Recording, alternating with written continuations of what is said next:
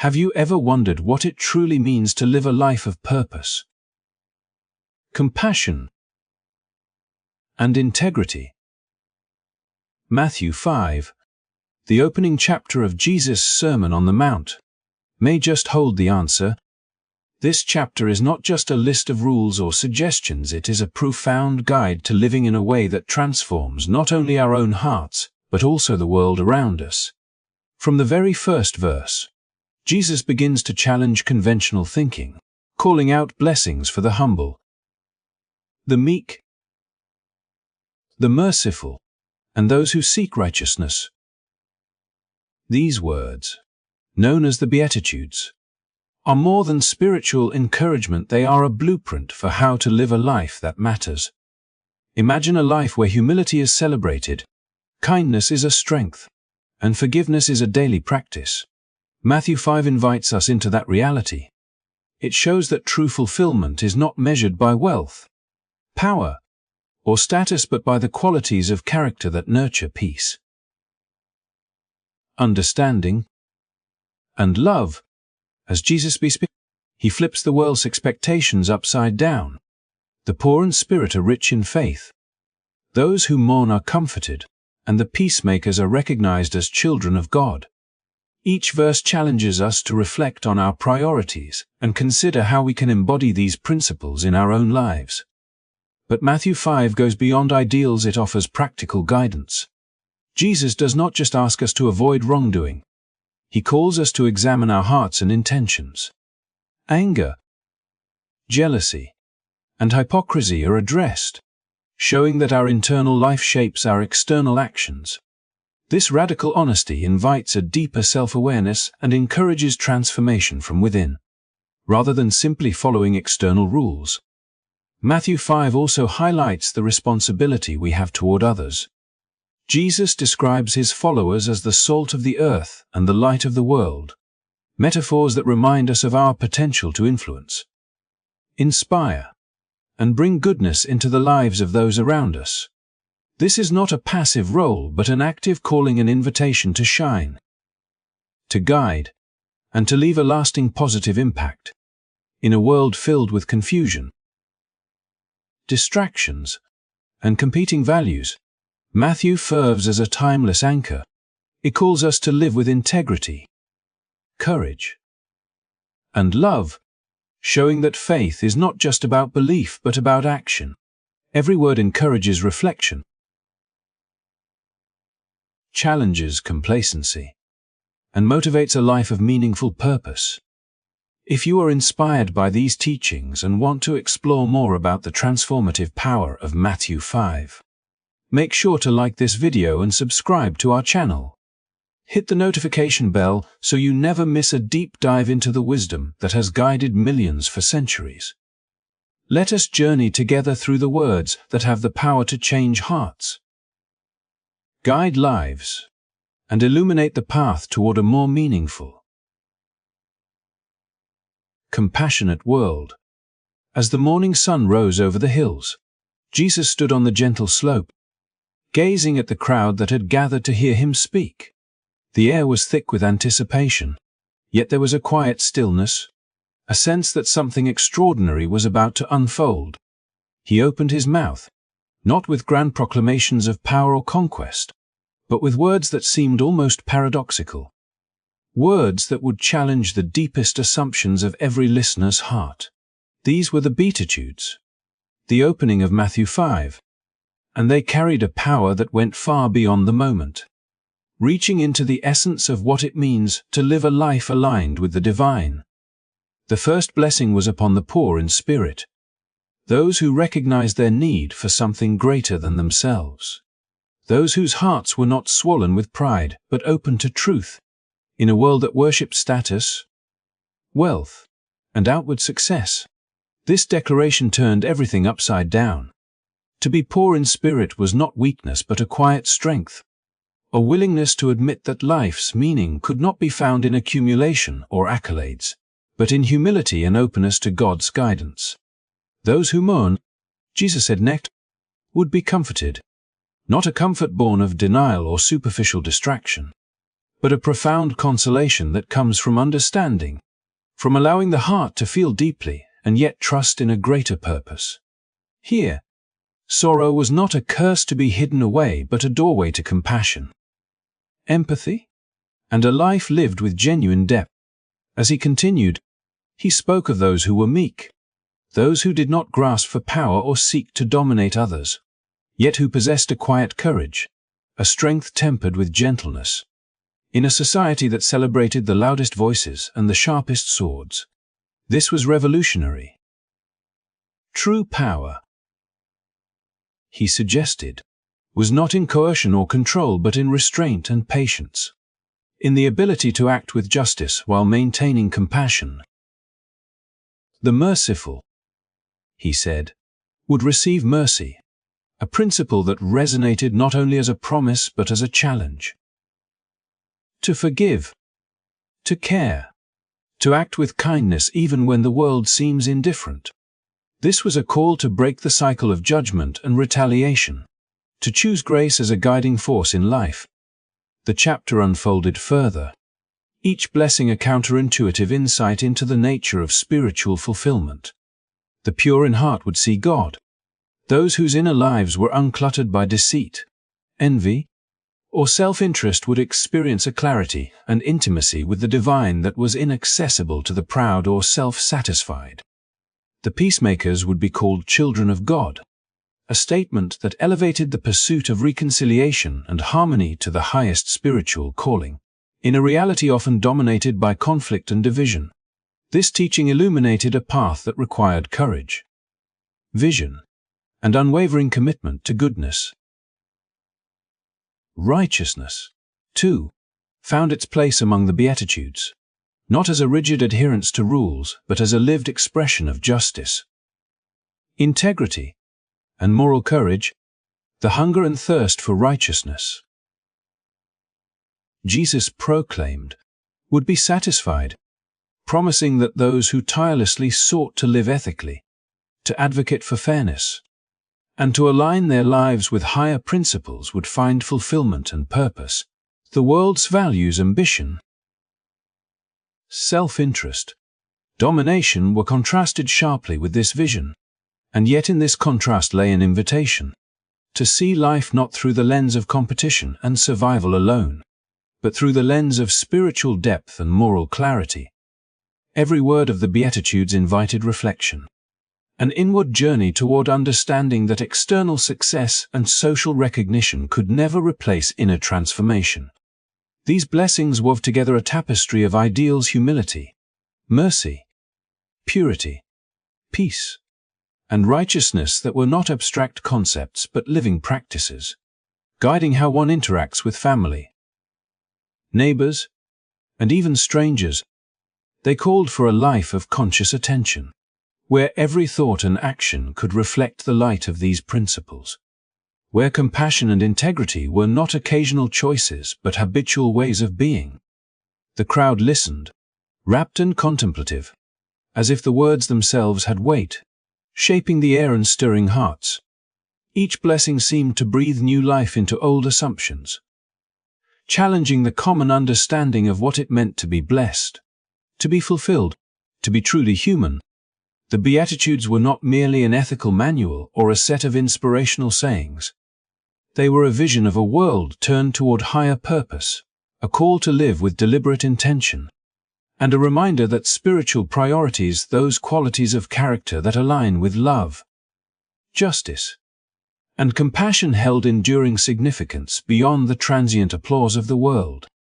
In this unfolding teaching, the reversal of worldly values became clear. What society often prized, power, wealth, pride, and dominance, was not the measure of true blessing. Instead, it was the quiet, often overlooked virtues: humility in spirit, mercy in action, purity of heart, peacemaking in practice, and a hunger for justice that carried lasting weight. Matthew 5 presented a radical reorientation, offering a vision in which spiritual priorities took precedence, where living rightly, ethically, and lovingly was the ultimate pursuit, not mere survival or accumulation. Through the Beatitudes, Jesus invited his listeners into a life of profound depth, where every action resonated with purpose, every choice reflected conscience, and every heart beat in harmony with eternal principles that could illuminate both the individual soul and the world around them. As the crowd leaned in closer on that hillside, the soft rustle of the wind through the trees seemed to pause, as if nature itself awaited the next words that Jesus would speak, words that would penetrate far beyond the surface of human understanding. After introducing the profound blessings of the Beatitudes, he began to unravel the depth of the law, revealing a vision of righteousness that surpassed the external adherence to rules and entered the hidden chambers of the heart, where true morality is forged and sustained. The listeners were no longer simply hearing guidance about right and wrong. They were invited to examine the intentions behind every thought, every action, and every fleeting impulse, realizing that the measure of a person's character lay not only in outward compliance, but in the silent integrity of the spirit. Jesus spoke of anger, an emotion so common and often dismissed as trivial, yet one that could corrode the soul if left unchecked. You have heard it said, "Do not murder," but I tell you that anyone who is angry with a brother or sister will be subject to judgment. He proclaimed, challenging the crowd to see beyond the act of violence to the root within the heart. It was a call to mindfulness, to an awareness that true righteousness is cultivated in the inner life, that the sparks of anger, if nurtured, could ignite a destructive fire that harms not only others but oneself. The murmurs of understanding rippled through the crowd, for they recognized that morality was not a simple checklist of prohibitions, but a continuous, demanding journey of self-reflection and transformation. Then, turning to the tender and dangerous terrain of desire, Jesus spoke about lust, exposing how the mind, if left unguarded, could become a field of subtle transgressions that corrupt intentions long before any outward action occurs. His teaching was radical, insisting that purity was not just a matter of external conduct but of internal vigilance, a discipline of the heart that required honesty, courage, and the willingness to confront one's own hidden vulnerabilities. The words were disarming, for they invited the listeners to confront uncomfortable truths about themselves, to acknowledge the shadows within their own hearts, and to pursue a higher standard that would cleanse not only behavior but thought, fostering a morality that is complete and enduring. Honesty, too, was elevated from mere speech to a reflection of inner character. Let your yes be yes, and your no? Jesus taught, insisting that integrity is woven into the simplest of promises, into the seemingly trivial interactions that reveal the state of the soul. In a world where deception, manipulation, and half-truths were often rewarded, this teaching illuminated a path of courage and authenticity, where living transparently became a moral imperative rather than an optional virtue. Listeners could sense that the challenge was greater than any outward law. It was a call to align every word, every gesture, and every intention with the truth, transforming honesty from a superficial expectation into a living practice that shapes the entirety of one's life. Perhaps most striking was his teaching on forgiveness, a principle that opens human instincts for retaliation and pride. Jesus urged his followers to extend mercy even to those who have caused deep hurt, to embrace reconciliation over resentment, and to recognize that the heart must release its burdens if it seeks true peace. Forgiveness was portrayed not as a concession, but as an act of profound strength and moral clarity, a conscious choice to cultivate love in the face of injury, demonstrating that the law of the heart surpasses any human expectation of justice. The crowd listened, captivated by the audacity of this vision, understanding that true righteousness required courage, self-discipline, and an unwavering commitment to elevate human relationships above instinctual self-interest. Throughout these teachings, the pattern became clear. Jesus was not merely redefining the law. He was revealing a vision of life in which moral living is inseparable from spiritual depth. Outward acts alone are insufficient if the inner landscape is neglected. For character is not built by compliance but by deliberate attention to intentions, by confronting the impulses that stir silently within, and by cultivating virtues that shape both thought and action. Anger transformed into patience, lust into respect, dishonesty into transparency, and resentment into forgiveness.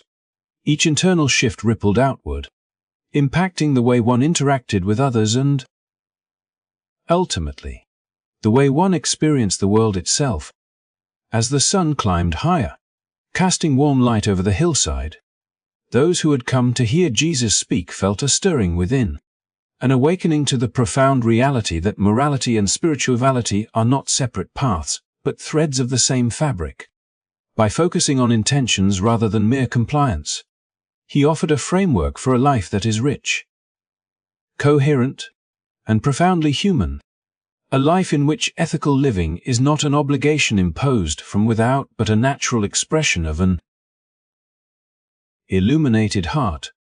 In teaching about anger, lust, honesty,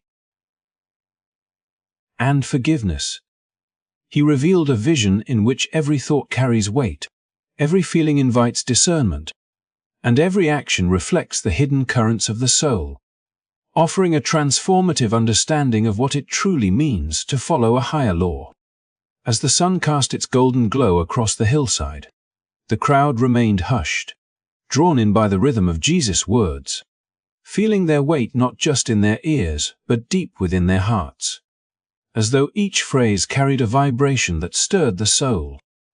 After revealing the profound truths of the Beatitudes and the hidden intentions behind moral living, he shifted to a new vision, one that extended beyond the self and into the world, illustrating not only what it meant to be righteous, but also what it meant to make a tangible difference in the lives of others.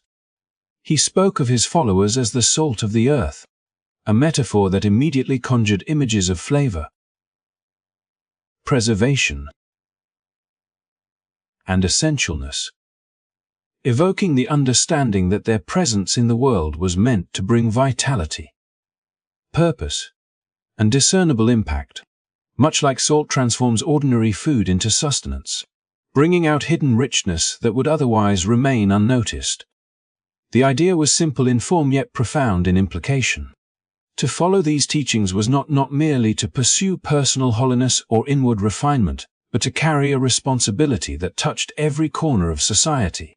Salt, though small, has the power to influence everything around it, to prevent decay, to awaken the senses, to preserve what is good and meaningful, and to infuse even the mundane with significance. In the same way, those who embraced the values of humility, mercy, righteousness, and peace were called to embody them actively, to be the agents through which goodness radiates, to resist moral and spiritual decay in the world around them, and to model the kind of character that inspires transformation not by force, but by presence and example. He did not stop there, for the metaphor of salt was joined by the declaration that his followers were the light of the world, a phrase that painted a vivid picture in the minds of those who listened, calling to mind lanterns casting brilliance over darkness, guiding travelers along treacherous paths, and illuminating corners that would otherwise remain unseen. Light, by its exposes, clarifies, and nurtures. It reveals beauty, confronts danger, and provides warmth. In applying this metaphor to human responsibility, Jesus was teaching that integrity, compassion, and truth are not private virtues to be hoarded, but forces that must shine outward. Penetrating ignorance, indifference, and cruelty, and offering clarity, hope, and guidance to all who encounter them. The challenge was unmistakable. One could not hide their light or dull the flavor of their presence without betraying the very purpose of their calling. For influence and illumination are not incidental but essential aspects of a life attuned to spiritual depth. The crowd could almost feel the weight of this calling pressing upon them, not as an imposition, but as an invitation to participate in something far greater than themselves. The teachings implied a life in which every action, every word, every decision becomes a brushstroke in the larger canvas of society, contributing to a world that reflects justice, mercy, and truth. Just as a candle placed under a bowl loses its purpose, so too does a life lived in quiet isolation without engagement diminish its potential to impact the broader human experience. To be the salt and the light meant to carry one's values outward, to shine in moments of darkness, to provide wisdom in the midst of confusion, to offer hope where despair lingers, and to inspire transformation not through caution but through visible, consistent, and genuine presence. In his teaching, Jesus wove a seamless thread connecting inner transformation to outer responsibility, illustrating that ethical living is inseparable from social engagement. The humility and self-awareness cultivated through awareness of anger, lust, honesty, and forgiveness were not ends in themselves, but foundations for a life that could influence others positively. A heart refined by introspection and moral discipline naturally seeks to extend its light, to season the world with integrity, and to preserve goodness against the forces of apathy, indifference,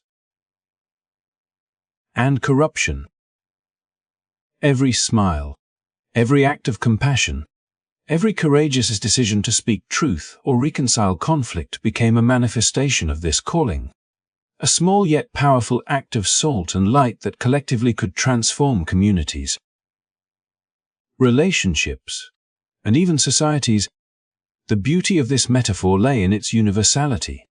It was accessible to all, regardless of status, wealth, or ability. For even the smallest measure of genuine influence could ripple outward in ways unseen, touching lives far beyond immediate comprehension. Light does not measure its own impact, nor does salt tally its contribution, yet their effects are undeniable. Similarly, the call to live as the salt of the earth and the light of the world invited each individual to participate in a dynamic exchange between inner virtue and outward action, to recognize that their presence matters, and that their ethical and spiritual choices reverberate beyond themselves in ways both subtle and profound. As the sun climbed higher, illuminating faces that were wrapped with reflection, the listeners absorbed the depth of this teaching. A life aligned with the principles of the Beatitudes and attentive to the moral life of the heart naturally extends outward into influence and illumination, shaping the world in ways that honor truth, cultivate justice, and foster compassion. It was a vision that required courage, persistence, and vigilance, yet offered a sense of purpose that transcended ordinary existence, promising that a life lived with intention and light, a life seasoned with love, mercy, and integrity, could leave an indelible mark on the world. In this teaching, Matthew 5 revealed a seamless harmony between internal transformation and external responsibility, showing that to truly follow the path laid out by Jesus is to embody principles that both enrich the soul and radiate into the lives of all who come into contact with it. As the crowd continued to hang on every word, the atmosphere on the hillside shifted, charged with a quiet intensity as Jesus began to speak of a kind of love that defied every instinct and expectation, a love that reached beyond friends, family, and allies, extending even to those who had caused hurt, spread malice, or stood as adversaries. This radical love, which seemed almost impossible to many who listened, was presented not as an abstract ideal but as a practical, transformative ethic, one that could reshape hearts, communities, and societies if fully embraced. It was a continuation of the vision he had been unfolding, connecting the humility of the Beatitudes, the moral refinement of intentions, and the outward influence of being salt and light, now revealing the ultimate test of a heart aligned with higher purpose, to love without restriction, to forgive without hesitation, and to act with compassion where others would respond with anger or resentment. Jesus challenged the very norms of human expectation, confronting the instinct to retaliate, to judge, or to withhold kindness from those who have wronged us. You have heard that it was said, "Love your neighbor and hate your enemy." But I tell you, love your enemies and pray for those who persecute you. He proclaimed, stretching the imagination of every listener, pushing them beyond conventional morality into a realm where love becomes both a force and a discipline, where every act of kindness toward the undeserving becomes a seed of transformation. In this teaching, love was no longer a selective preference but an active, deliberate engagement, a choice that required courage and moral clarity, demanding that the heart rise above the limitations of instinct, pride, and societal expectation. The power of this teaching lay in its subtle yet profound disruption of familiar patterns. To love one's enemy is to pierce the cycle of retaliation, to confront hatred not with more hatred, but with the steady force of compassion, patience, and understanding. It is a practice that unsettles the comfortable structures of power and revenge, a practice that models a higher standard of ethics and humanity, one that reveals the potential for reconciliation and restoration even in the most broken relationships. The principle extended naturally from the moral teachings on anger, lust, honesty, and forgiveness. It was one thing to purify the heart of anger or resentment internally, but it was an entirely different challenge to express that purified heart outwardly, toward those who might intentionally cause harm. Yet this was precisely the call, the continuation of the path laid out in Matthew 5, a path that wove together inner transformation, ethical responsibility, and outward action into a seamless whole. In illustrating this radical love, Jesus provided tangible examples that challenged the crowd to rethink justice, fairness, and strength. When insulted, one must respond not with insult. When persecuted, one must respond not with retaliation. These were not empty words, but an invitation to embody a morality that operates at a higher frequency than the reactive, self-protective instincts that govern so much of human behavior. In doing, the followers of this teaching could create ripples of reconciliation, turning enmity into understanding, conflict into dialogue, and estrangement into community. This love, radical in scope yet practical in execution, required constant vigilance, reflection, and a willingness to embrace discomfort, for it asked the heart to move against its natural inclinations in service of a greater, transformative good. The teaching also emphasized the inseparability of love and justice. Radical love does not mean passivity or indifference to wrongdoing, but a refusal to allow the cycle of harm to define human interaction. By loving those who are difficult to love, by forgiving the unforgivable, and by choosing mercy over retribution, individuals become active agents of change, modeling a standard of living that challenges societal norms and invites others into a higher way of being. The crowd could sense the revolutionary nature of this message, for it implied that the moral and spiritual life is not only an internal journey, but a force that reshapes the external world, that even the hardest hearts can be softened by persistent, patient, and unwavering love.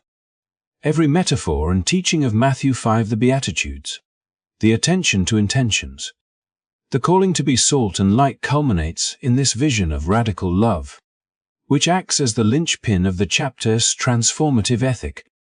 Love here is not sentimental or passive, it is deliberate, courageous, and demanding, a principle that requires the believer to move continuously beyond fear, pride, and resentment. It is a love that acknowledges human frailty yet aspires to divine standards. A love that challenges societal norms by proposing that the true measure of strength lies in the capacity to forgive, to extend grace, and to actively seek the well-being of even those who oppose us. As the hillside absorbed the final echoes of these words, the listeners could not help but feel the weight and the promise of this teaching. Recognizing that life structured around such radical love has the power to transform not only the individual heart but entire communities. By calling for love that encompasses enemies, Jesus provided the ultimate test and the ultimate opportunity for moral and spiritual growth, demonstrating that the fullness of ethical living emerges not in selective compassion but in a consistent, courageous commitment to extend care and reconciliation where it is most difficult, where it is most needed, and where it can spark the most profound change. In this way, Matthew 5 offers a vision of human potential elevated by love, a radical ethic that integrates personal integrity, social responsibility, and unwavering compassion into a coherent and transformative way of life. As the sun began to dip toward the horizon, casting long, golden shadows across the hillside where Jesus had shared his teachings, the crowd sat in a contemplative hush, absorbing the magnitude of what they had heard. Matthew 5 had unfolded before them not simply as a chapter of Scripture, but as a living guide, a blueprint for life that seamlessly wove together faith, morality, and action into a single, coherent vision of human purpose. Every word from the Beatitudes to the exhortations about anger, lust, honesty, and forgiveness, from the metaphors of salt and light to the call for radical love, had been designed to reshape not only the hearts of those listening, but also the very way they interacted with the world around them. It was a radical, transformative ethic, one that demanded more than casual belief or superficial observance. It required an engaged, intentional life that reflected the depth of Jesus' teaching in thought, word, and deed. In reflecting on Matthew 5, it becomes clear that this chapter serves as the cornerstone of Christian character. It does not simply instruct followers on what to believe or how to pray, but it illuminates what it means to live faithfully, to act justly, and to love radically. The Beatitudes alone set the foundation by highlighting virtues that often contradict worldly expectations: humility instead of pride, mercy instead of judgment, peacemaking instead of aggression, and righteousness instead of compromise. These blessings are not abstract ideals but practical guides for behavior, showing that a life aligned with divine principles transforms both the individual and the community. The chapter's emphasis on internal intentions further deepens this guidance, teaching that morality is not merely a checklist of actions but a reflection of the heart, where even private thoughts carry weight, and ethical living is a continuous process of self-examination, refinement, and courage.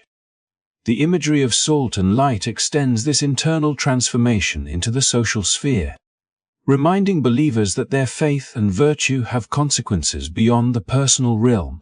Just as salt preserves and enhances, and light illuminates and guides, those who embody these principles are called to influence their surroundings positively, offering clarity, hope, and encouragement to others. This metaphor underscores that Christian character is not passive or private. It is active and outward-facing, shaping interactions, fostering justice, and inspiring goodness. It is a call to responsibility, demonstrating that discipleship entails engagement with the world, where every act of honesty, mercy, and courage contributes to a larger moral and spiritual ecosystem.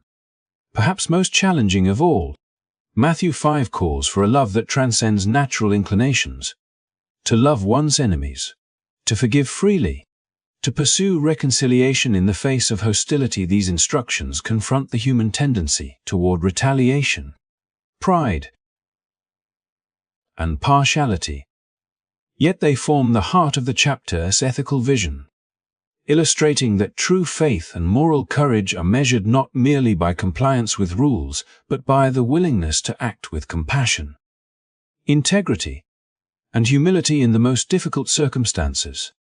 This radical ethic is transformative because it does more than prevent harm. It actively heals, restores, and elevates both the individual and the wider community. Taken together, these teachings create a comprehensive blueprint for discipleship. Matthew 5 does not offer a fragmented collection of moral suggestions. It presents a holistic framework in which faith informs character, character shapes behavior, and behavior influences the world. It integrates the internal and external dimensions of life, showing that devotion to God and ethical living are inseparable, and that spiritual maturity requires both inward reflection and outward action. The chapter sets a high standard, yet it is not meant to discourage. Rather, it inspires, challenges, and equips followers to pursue a life of purpose, integrity, and profound impact. For anyone seeking to understand the essence of Jesus' message, Matthew 5 is indispensable.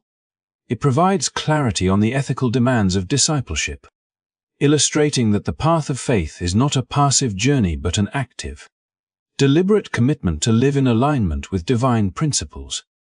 It teaches that genuine spirituality manifests in every aspect of life: how we think, how we feel, how we speak, and how we act.